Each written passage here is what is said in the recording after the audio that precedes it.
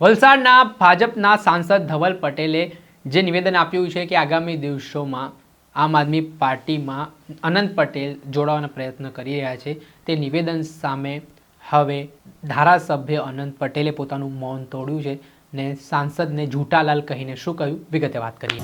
વૈષ્ણવજન તો તેને કહીએ જે પીડ પરાઈ જાનાને રે. નમસ્કાર દર્શક મિત્રો, નવજીવન ન્યૂઝમાં આપનું સ્વાગત છે. હું છું ફૈઝાન.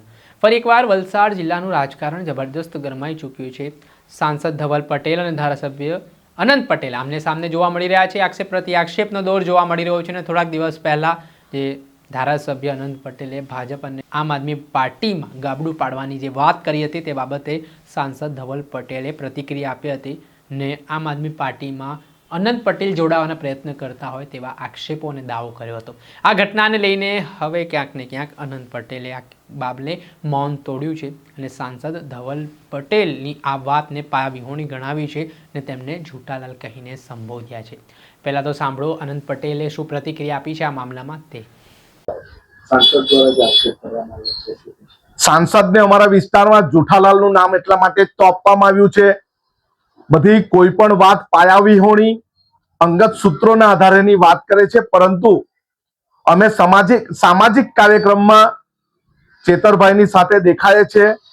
એવી જ રીતે જ્યારે બિરસા મુંડાજીની પ્રતિમા વાંસદાના હનુમાનબારી ખાતે સ્થાપનાનો દિવસ હતો તે દિવસે અમારી જોડે ધવલ પટેલ, અરવિંદ પટેલ, વિજય પટેલ અને નરેશ પટેલ પણ જોડાયા હતા.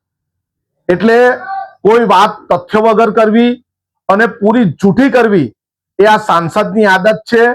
કોંગ્રેસ સાથે છે, કોંગ્રેસ સાથે રહેવાના છે, છેલ્લા શ્વાસ સુધી અમે કોંગ્રેસની સાથે જ છે.